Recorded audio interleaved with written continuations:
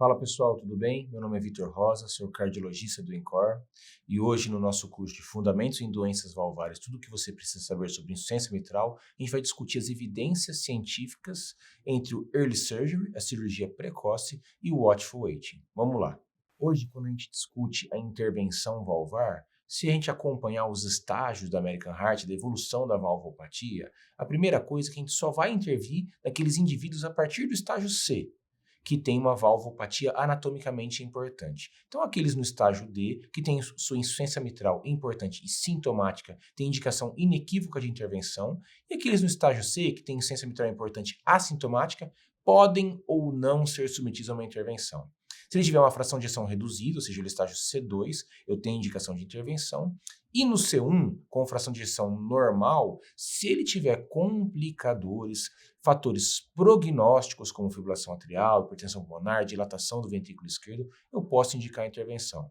Mas agora imagine um paciente no estágio C1, que não tem sintoma, não tem complicador, nas diretrizes atuais é discutível sua indicação de intervenção. No contexto do prolapso, talvez valha a pena intervir nesse paciente de maneira mais precoce. Existem algumas evidências que nós vamos discutir aqui. Mas por que tem que ser o prolapso especificamente? Porque no prolapso, diferente das outras valvopatias, eu consigo ressecar só o segmento doente. Então você imagina uma doença valvar mitral reumática, eu tenho calcificação da cúspide, eu tenho fusão das cordóias tendíneas, fusão das comissuras, eu tenho fibrose, eu não consigo tirar só a parte doente, eu tenho que tirar a válvula inteira. Agora no prolapso não. Dependendo do tipo de prolapso, como o prolapso de P2, eu posso só tirar esse segmento, fazer uma costura do anel, fechar essa cúspide e colocar um anel, pode ser rígido ou não, para uma contenção dessa valvopatia. Então, o diferencial do prolapso, dessa etiologia específica, é eu conseguir tirar só a parte doente da válvula. Isso é bom, porque eu mantenho a válvula nativa do indivíduo. Eu não preciso colocar uma brioprótese, uma prótese mecânica. Isso é melhor para o paciente. Manter a própria válvula, só fazer uma plástica, é melhor. E no prolapso, eu consigo fazer essa conduta. Então, qual que é a definição do early surgery, da cirurgia precoce? É uma cirurgia antes de sintomas e antes de complicador. Então, o paciente tem baixo risco, ainda não tem sintoma, não tem remodelamento ventricular, não tem nenhum fator prognóstico, eu vou intervir nesse paciente. Precisa obrigatoriamente ser plástica mitral de prolapso de P2. Então, este é o segmento que mais facilmente eu consigo ter uma plástica de sucesso. E, idealmente, eu tenho que fazer num centro que tem altas taxas de sucesso da plástica, de preferência com taxa de sucesso acima de 95%, ou seja, 95% das plásticas que eu faço ficam boas. E qual é a definição do Watchful Waiting? O Watchful Waiting é o que a gente faz para a maioria das valvopatias. A gente acompanha esse indivíduo até que surjam sintomas ou complicadores e aí eu vou intervir nesse indivíduo. A questão do Watchful Waiting é que ela é uma estratégia agressiva. Então, muitas vezes o indivíduo acha que deixa o paciente em segmento, quando ele tiver sintoma ele volta. Não, eu tenho que ser agressivo, eu tenho que sempre procurar o sintoma ou complicador. Então, o watchful wait do indivíduo que tem uma valvopatia anatomicamente importante, como insuficiência mitral importante por prolapso, é a cada 6 meses eu avaliar esse paciente no meu consultório, examiná-lo, conversar com ele, buscar mesmo se ele é realmente assintomático. Se eu tiver dúvida no sintoma, eu boto ele para fazer um teste ergométrico. Eu tenho que fazer eletro e ecocardiograma a cada 6 meses para procurar os complicadores, que são fibrilação atrial, hipertensão pulmonar, dilatação do ventrículo esquerdo e disfunção do ventrículo esquerdo.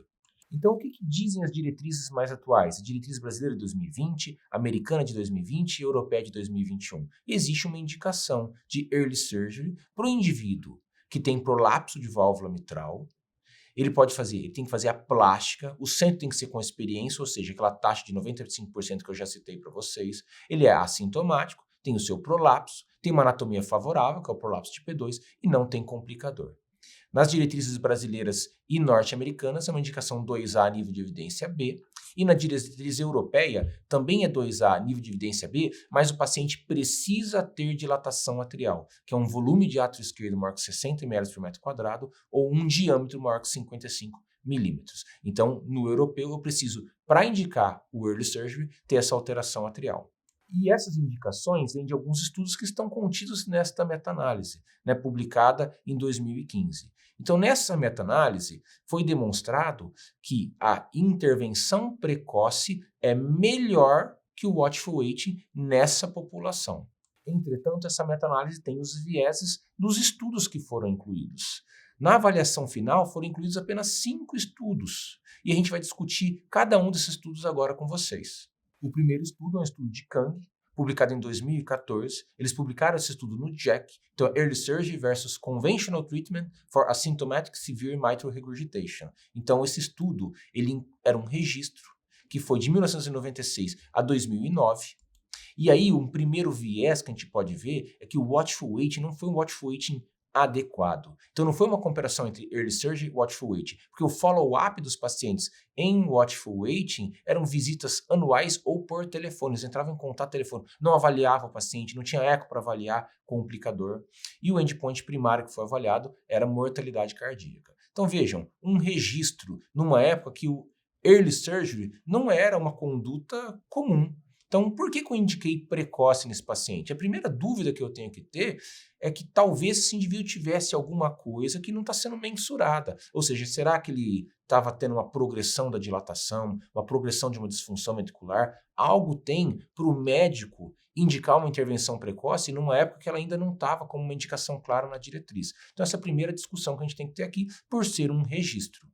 E aí, quando eu vejo mortalidade geral, foi igual no grupo convencional e early surgery, e quando eu vejo só mortalidade cardíaca, a early surgery é melhor. Tem uma diferença estatística, a gente pode ver isso numa curva de Kaplan-Meier que mostra uma diferença estatística na cirurgia precoce, ela é melhor em relação à mortalidade cardíaca do que a intervenção. E aí vem um outro viés, porque o que é morte cardíaca? Teve só uma morte cardíaca no grupo early surgery, uma morte por insuficiência cardíaca, e no grupo conservador houve 8 mortes por morte súbita. Alguns desses pacientes já tinham sintomas de insuficiência cardíaca. Teve um paciente que teve insuficiência cardíaca e morreu. Esse paciente, ou seja, insuficiência cardíaca deveria ser um trigger e não um fator de mortalidade. Uma morte cirúrgica, duas por endocardite e uma por infarto. Agora, o interessante é que, como morte não cardíaca, os autores colocam AVC e infecção. Veja, acidente vascular cerebral, ela é uma morte cardiovascular, ela pode ter relação com a doença valvar, assim como uma infecção, pode ser uma infecção pós-operatória no grupo early surgery. Então, talvez o fato dele ter tido o AVC e infecção como não cardíaco também tenha contribuído para o early surgery ser menor que o watchful waiting nesse estudo. Outro estudo é o estudo de Suri, publicado em 2013. Esse estudo foi publicado no JAMA, então a associação entre a early surgery e o watchful waiting e os desfechos na insuficiência mitral por prolapso. Ele chama de watchful waiting, mas mais uma vez ele tem um problema com o follow-up dos pacientes. A gente não sabe como foi o follow-up, se foi semestral, com eco, se esses pacientes eram por telefone, ele não descreve certinho como foi esse follow-up. Outro problema desse registro é que é um registro muito longo, ele vai de 1980 a 2004, ou seja, durante esse tempo houve muitas mudanças relacionadas à técnica cirúrgica, melhorias em relação à técnica cirúrgica. Ele utilizou o endpoint por morte em todas as causas, mostrou que o early surgery diminui mortalidade, melhora a sobrevida comparado ao tratamento medicamentoso, que seria o watchful waiting. E existe um outro problema que ele não excluiu quem tinha as indicações classe 2, ou seja, não excluiu complicadores como fibrilação atrial e hipertensão pulmonar. Ou seja, estavam inseridos nesse estudo pacientes que têm indicação de intervir. Quase 20% dos pacientes tinham indicação de intervir classe 2. Ou seja, se o paciente tem FA, ele vai melhor no grupo cirurgia. Se ele fica no tratamento clínico, ele vai ter mais desfechos. Então, esse é outro fator que pode ter contribuído nesse registro para com que o early surgery seja melhor. O terceiro estudo é de Montan, publicado em 2009. Ele foi publicado no Journal of Thoracic Cardiovascular Surgery. Também é sobre prolapso mitral, é um score de propensão que eles fazem. De uma maneira geral, também foi um registro com um número menor de pacientes dessa vez. Foi de 1990 a 2001. O follow-up, mais uma vez, a gente não sabe como foi. Não foi um follow-up adequado como deve ser o watchful waiting. Seu endpoint foi morte cardiovascular, que nesse estudo houve, mais uma vez, uma melhoria desses desfechos, ou seja, o paciente viveu mais quando fazia early surgery, mas, mais uma vez, havia pacientes com classe 2 de indicação, fibrilação atrial e hipertensão pulmonar, 31%, ou seja, uma amostra grande de pacientes que deveria ter sido submetido ao tratamento intervencionista, mas ficaram com o tratamento clínico. Mais uma vez, um registro numa época que não havia uma indicação de early surgery, né, nas diretrizes. Então, mais uma vez, se esse paciente foi submetido a uma intervenção precoce, deve ter havido algo que a gente não está conseguindo mensurar. Deve ter algum probleminha ali naquele paciente que ele indicou mais cedo e a gente não sabe porque isso não é uma variável mensurável. O quarto estudo é do Dr. Henrique Sarano, foi publicado em 2005 no New England Journal of Medicine. Nesse estudo, é um estudo de watchful waiting. É um registro, mais uma vez, que ele acompanha os pacientes de 91 a 2000. A gente não sabe também, mais uma vez, como foi feito o follow-up. Nessa época não havia o early surgery, e o que ele mostrou que pacientes que tinham uma insuficiência mitral importante, um ERO maior ou igual a 40, morria mais a longo prazo do que aqueles que tinham insuficiência mitral moderada ou discreta. Então isso é uma coisa que fala a favor, de alguma maneira, do early surgery, ou seja, só de eu ter uma insuficiência mitral importante, eu tenho mais evento. Só que nesse estudo ele também mostra que a cirurgia diminui evento. Então aqui, talvez seja um problema de saber o momento ideal a indicar e não indicar precoce. A gente sabe que havia pacientes com classe 2, mais uma vez, tem pacientes com HP, ele não descreve no estudo, quantos pacientes com hipertensão pulmonar havia, e havia 9% de pacientes com FA. Então, mais uma vez, um registro que mostra que os pacientes morrem mais, mas a gente não sabe por que esses pacientes não foram submetidos à intervenção ou por que foram. Então, o estudo ainda é muito inicial, né? Ele foi publicado em 2005, apesar de ter sido publicado no New England, ele tem muitos viés, a gente não sabe como foi feito o follow-up, não sabe o momento de indicação de intervenção. Então, apesar de ele mostrar que a insuficiência mitral morre mais, a gente tem muitos vieses e não dá para levar isso como uma verdade absoluta. E, por fim, o último estudo, de Rafael Rosenheg, publicado em 2006. E aí, a sua continuidade foi publicada em 2018, foi depois, né, dessa meta-análise que a gente mostrou, no JACC Imaging, e mostra pacientes que são acompanhados em watchful waiting. Então, o que traz de interessante também é um registro. Só tinha um braço, que era o braço watchful waiting, não comparava com o early surgery. Foi de 97 a 2015. O que era interessante era o follow-up. Era um follow-up correto de watchful waiting. Era um follow-up semestral, ele fazia uma avaliação clínica, eletroeco, orientava em relação ao sintoma e se o paciente tinha sintomas duvidosos, fazia o teste ergométrico. O endpoint era a mortalidade. E o que é interessante nesse estudo a favor do watchful waiting é que quando a gente pega 15 anos, mais ou menos 20% dos pacientes viveram e não foram submetidos à intervenção. Olha que interessante. Ou seja, talvez, se eu não intervir cedo no meu paciente, um grupo de mais ou menos 40% não vai ter sido submetido ainda à intervenção em 10 anos. Então, isso é uma coisa interessante. E quando eu pego a população global, os que ainda se mantiveram em tratamento clínico, ou os que desenvolveram sintoma ou repercussão, complicador, e foram assim submetidos à intervenção, e olha a sobrevida em 15 anos comparado com uma população de referência, a mortalidade é muito semelhante. Ou seja, nesse estudo ele mostra que, comparado a uma população que não tem doença valvar, se eu seguir o meu paciente com um watchful waiting bem agressivo e intervir só na presença de sintoma ou complicador, eu tenho uma ótima sobrevida em 15 anos.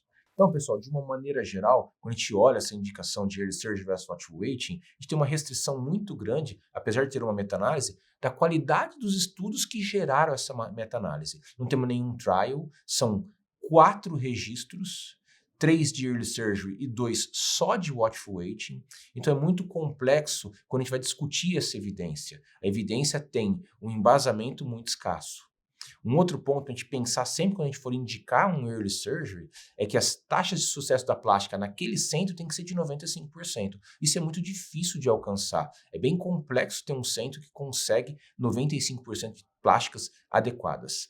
Então aqui, para finalizar, o mais importante é dividir essas evidências com o seu paciente. Ele tem que participar da decisão, ele tem que ser informado dos riscos e benefícios de eu fazer uma indicação precoce da intervenção, ou seja, qual o problema de eu intervir precoce? Talvez a próxima intervenção tem que ser também mais precoce. E qual que é o benefício? Talvez eu indique agora e reduza a mortalidade. Mas as evidências ainda são escassas, então a gente tem que compartilhar com o nosso paciente para poder definir qual que é a melhor intervenção para aquele indivíduo específico. Para mais conteúdos como esse, siga a gente no Instagram, @tripley_core e no nosso site tripley.com.br. Obrigado.